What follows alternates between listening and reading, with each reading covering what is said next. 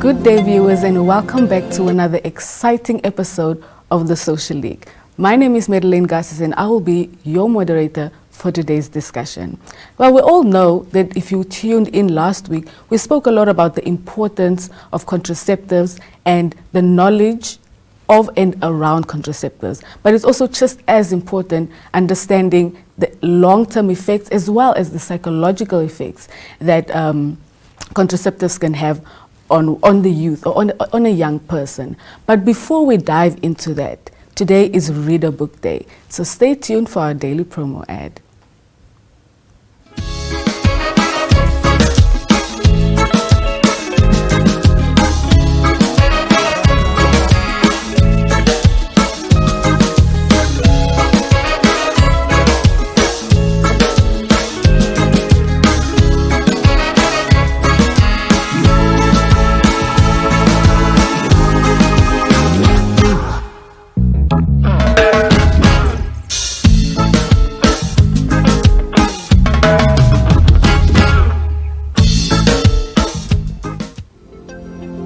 Thank you so much for staying tuned, viewers. Well, today on our panel, I have three guests as usual.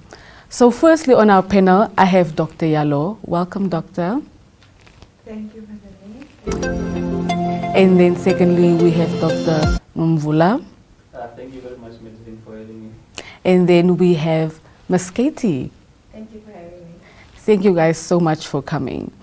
Well, as I mentioned before, today's panel discussion is definitely going to be around, contraceptives and the importance of the knowledge around contraceptives, but also the importance of the effects after or while using contraceptives and the psychological effects that come with that.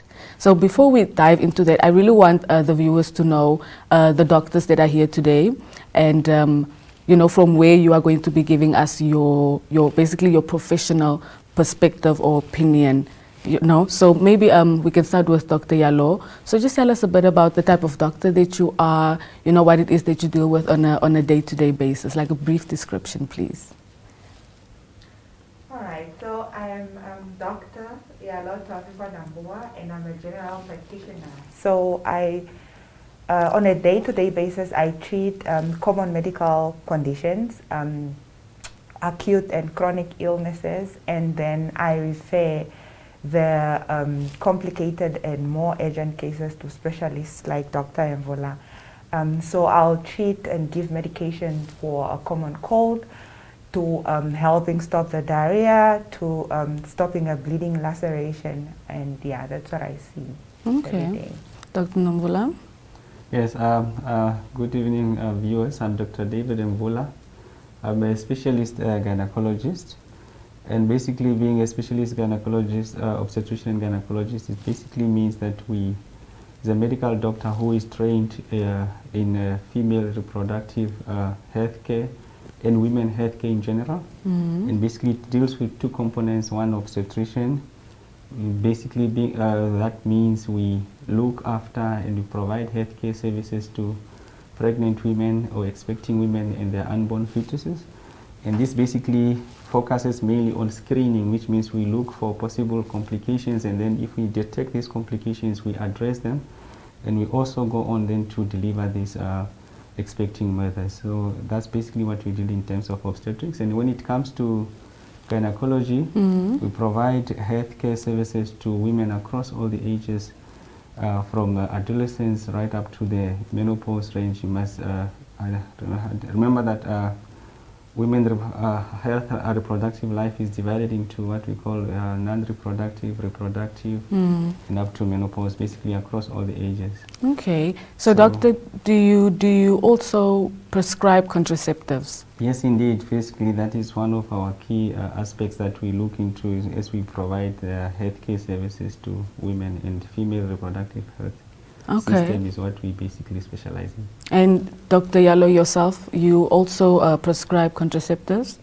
Yes, I also prescribe contraceptives. Yeah. Okay. What I wanted to know is, I believe that you have had teenagers or young ladies who have come, whether it was you as the doctor advising this patient to take contraceptives, or whether it was the patient that asked to be on contraceptives. Now, when it comes to like a young lady, a teenager, are there specific contraceptives that you prescribe to teenagers compared to what you would prescribe for an adult? And if that's the case, why do you prescribe these specific contraceptives to teenagers? We can start with you, Dr. Yellow. Yes, when it comes to giving contraceptives to patients, there's a lot of things involved. Okay. So there's different methods, and then giving to patients will all depend on the stage in their life, reproductive life. But also then a clinical assessment has to be made, Okay. which caters for the patient's wishes, their sexual activity, and also medical conditions. So then you have to give the information and then together decide what contraceptive method is suitable. When it comes to young patients, most of them want contraceptives just to then prevent an unwanted pregnancy. But then you also get the ones that come in not for that, but for issues like acne, and also then medical problems like ovarian cysts, or issues like irregular periods, or so then it will depend on it will depend on those things, what you end up giving to a patient. But mostly, I famously give 4 of the methods: the pill, the injectables, and the implant, as well as mostly those 3 for the young patients. And it's really for the pill. It's because it's been widely accepted for a long time. I think that's one of the first methods that we have gotten in our country. So yeah, a lot of people know that, and they'll come asking for specifically the pill. For me, it's really okay, as long as it caters for obviously all of them have really good efficacy when it comes to preventing unwanted pregnancy, but also then regulate the hormones, because a lot of patients will come in with that problem of irregular periods. And caters also for dysmenorrhea, which is really also a big problem in our youth. But then with the pill, a lot of the young ones will forget taking, because then it's something that you have to take every day. So then that's why we then move to longer acting methods, like then the injection that's we have 2 types in our market, the 2 months and then the one for 3 months. So then it also helps with compliance. Then after that, the patch, I forgot the patch, which is pasted on the body every 7 days. So also then helps with compliance, which can be a bit of an issue in the youth. But of the 4 that I famously prescribe, the implant is more long acting, and it's 3 years, so then the young one has to come in every 3 years to get that. All right. And Dr. Nomvula? Yes.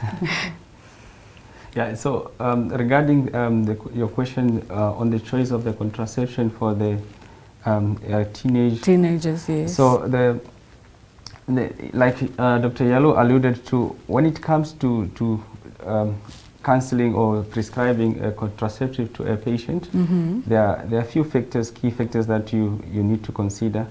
And basically, me being a doctor and a patient sitting in front of me, we have to approach or use the approach which is known as the shared decision making, after basically having assessed the patient, because those factors mainly is the first one is what we call the medical eligibility criteria, to assess whether this patient is a good patient for this type of contraception. As she alluded to, there's many different types of contraception. And the second one is the issue of what we call an ideal contraception. Those 2 key forms part of what we call now the shared decision making. When it comes to the ideal contraception, you want something which is reliable and effective. And when it comes to efficacy, almost all the contraceptions effective in terms as provided that they are used correctly. And then there is also an issue whether it should be a safe contraceptive method, and this is where the issues of side effects comes in. And then it should be a reliable, it should be less user dependent, and that's what she also mentioned, the issue of user, whereby then now it's labor intensive that the user of this contraceptive have by every time make sure that she uses this contraception, and that's where now the other advantage of the non-user dependent contraceptive comes in. So having now looked at all these, and then look at the different types of the contraception, look at this now, they assess the patient and find out that she does not have contraindication to a specific contraceptive, and having given the patient that this is what you want to achieve with the ideal contraception, you can then recommend a contraception. However, when it comes to a teenager, they should still be given that what we call access to all the varieties of all the contraceptive methods. And at the end of the day, having now spoken to them about this, and this is basically what we call informed consent or informed decision. They still have that option to decide. But when it comes to a doctor giving without also the doctor's coercion, like she said, I would probably say that I prefer this, but that is my own personal opinion. But however, the patient needs to understand the advantages of and the disadvantage of specific contraception. But when it comes to the teenagers, preferably when it comes to deciding, we must always advocate for what we call a dual method or form of contraception. And what a dual method form of contraception means is that at all times we must advocate for pairing what we call a barrier method. So a barrier method is a method of contraceptive such as the popularly known as the condoms. And then in another form of the contraceptive now, with the barrier method, we intend to prevent sexually transmitted diseases. You must remember that when it comes to the contraceptive, their main action is to prevent unintended pregnancy. Yes. So in that regard, but at all times what we have seen is that a young lady come to you, you prescribe the contraception. Yes, they prevent unintended pregnancy, but then we tend to play down the issue of the sexually transmitted disease, because once they have now this contraception, they believe they are prevented from falling pregnant. But the other real problem that we are facing now as a country is the issue of sexually transmitted disease. I believe there is a lack of knowledge in that regard in terms of promoting, raising awareness in that regard. So the best choice should always be what we call dual method. And preferably, when it comes now to deciding the contraceptive method, preferably we should advocate also for if we look at all those characteristics of the ideal, what we call long-acting reversible contraceptive. So basically, long-acting reversible contraceptive is that you give this patient a contraceptive, and by definition it's a contraceptive method that is only used at least once a month, so that you don't put a burden on the young woman, and if they forget to use that contraceptive on that day, they are likely to fall pregnant. And that is the one advantage about long-acting, is that they are less user dependent, and it highlights the issue that I raised on the characteristics of an ideal contraception. Okay, thank you, doctor. I actually like that you highlighted the advantages and disadvantages of contraceptives, because I think we all know that a big advantage is that, you know, you are less likely, or you won't fall pregnant. There's a high chance that you won't fall pregnant because most contraceptives are highly effective, you know, but then again, there are the disadvantages that come with using contraceptives. And that is also one of the reasons why Katie has joined us on the panel today. So Katie, I would really like it if you told us your experience of when you use contraceptives and the physical side effects as well as the mental or psychological side effects that you had when you were using contraceptives. Okay, so with me, I wasn't really well informed about, contraceptives. I went on it once with the purpose of obviously firsthand avoiding unwanted pregnancies. And what I tried was the 3-month injection. Okay. For the first, it was very effective, highly effective. But I did experience hormone imbalances, and it messed a lot with my mental health, and I was depressed. I was going through a lot of different emotions, and I was told by my doctor, yes, that that is one of the side effects that I could experience. As far as physically, yes, I also experienced weight gain. Yeah, but I didn't really have a problem with the weight gain, and all that. But my main problem was just the psychological effect it had on me. And yeah, I was told that the 3 month is actually even more effective than the 2 month, obviously, because it's more potent than the 2 month injection. But I did it with the aim of not having to go back, because I was also told about the different types, which are the pills and the patches and all that. But then I know myself, and I know that if I went on the pill, I would probably forget. To take it at the same time every day. And yeah, the patch was visible. It's visible because it's on your body. So yeah, the implant, I was also told, is not best for me. It's apparently best for people who at least have a child. That is what my doctor advised. It's not it's not advised. He didn't recommend it for me. So he said that the injection would be most but yeah, this is just a mental problem, the hormone imbalances and the weight gain. Okay, you mentioned that you didn't really have an issue with the weight gain. What I want to know is, knowing that the mental or the hormone imbalance was going to cause you some psychological or mental issues, you said that it caused depression. How did you deal with it, knowing what is causing the problem? Okay, to be honest, when I was going through everything, it didn't hit me right then and there that I'm going through this because of this injection, just after, because I went on it once, like I said, and I didn't really go back because now I'm looking to maybe go on something else that is more easier on my body. So only after that, and when I'm now becoming, me again, that's when I realized that, wow, this actually really had an impact on me, and I really need to now look for another method, I guess, that will maybe work for my body. I'm actually glad to hear that, because a lot of the times we go through things, and we don't even, half of the time we don't even know that, I'm actually, depressed, or I'm actually not okay, until you overcome that, and then you're like, oh wow, yes. I was in a really bad space. And I'm really glad that you mentioned that, because I believe that there are so many other women out there using contraceptives, but they don't know what it's doing to them or what it's doing to their body, And with that being said, I would really like to ask the doctor, okay, I can start with you, Dr. Nomvula.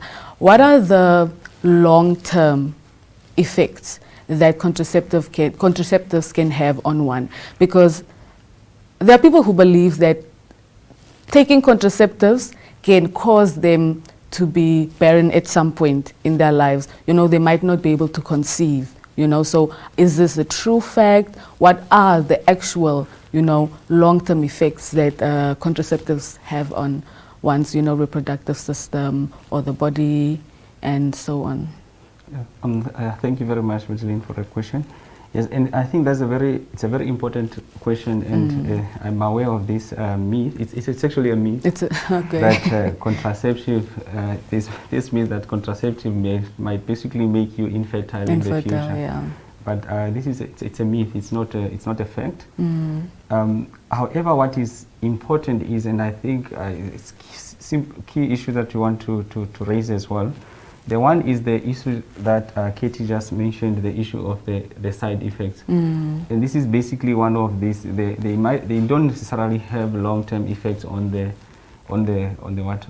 reproductive life, but these are few of their side effects which can have this. These are what we call the short-term side effects. When it comes to the long-term side effects, contraceptive per se do not have long-term side effects, especially in the reproductive system per se. Okay. However, there are side effects that are well described. Say, for instance, I'll give you an example of a contraceptive known as the combined contraceptive pills, which basically means it contains the normal estrogen and the progesterone hormones, which are normally naturally found in the women. And that's where now the role of selecting the right people for the right medication We know that they are associated with issues, especially medical conditions such as increased risk of cardiovascular diseases such as stroke and others. But when it comes to the reproductive life health, they don't really affect per se, that they give you these. There's also information, especially also regarding the same combined oral contraceptive. There are cases, or it is documented that it is associated with an increased risk of cervical cancer, for example. Okay. It's something that is very documented. However, I tend to, all these are not, it's not a causative factor. There is a difference between association and the cause. Okay. The association is that you have used contraceptive and you found that these people are actually having a high incidence of cervical cancer. But we know that the cause of cervical cancer is human papilloma virus, which is a sexually transmitted virus. So I believe the problem that we're probably facing is the issue of the dual method that I spoke to earlier. It probably happens that these patients that on contraceptive, because they are it's really preventing this unintended pregnancy. But the big question is that, are we really practicing the dual method, where we also prevent sexually transmitted infections? And that is probably where the role of this myth of infertility comes in. And I would want to raise it because there's a sexually transmitted disease which is known as chlamydia. And chlamydia is one of the potent bacteria that is associated with what we call a tubal factor infertility. Okay. So tubal factor infertility basically means that if you get exposed to this bacteria, it goes on and it affects the fallopian tubes. The fallopian tubes is the small tubes that are normally part of where the fertilization, or basically where the babies develop. So if these tubes are damaged by this bacteria, then you will not fall pregnant, because now there is no way the sperm and the egg will meet to form the baby. And so I probably believe that it has to do with this issue of this young, people not practicing this dual method, and then they get exposed to these sexually transmitted infections, which subsequently, like I mentioned, these chlamydia affects your tubes, and they affect them permanently, unfortunately. And sometimes you don't even feel the symptoms in terms of having like the typical sexually transmitted infection symptoms. And you might not even, so it means you might not even be aware until later now, when you are trying to conceive. You are struggling with now to conceive. But it has to probably have to do with the behavior, and that's why we really need to start now speaking about dual method contraceptives. That's very true. But per se, whether it's the method that just go in and have long-term effects on the reproductive, they are relatively safe, otherwise we wouldn't be giving them to our patients. Okay, thank you so much for the clarity. Dr. Yalo? Yes, just are there any long-term effects or short-term or effects that you would like to add on to maybe what Dr. Nomvula said in regards to taking contraceptives? I think Dr. Nomvula basically covered most of the effects. Like he said, it's safer to say really there is not well-documented long-term side effects of contraception. So for me, what I get in practice is really just the short-term effects, and long-term effects have been covered, the concern of infertility, and then we're just highlighting that no, contraception does not cause infertility. And the other thing is amenorrhea that I pick up mostly.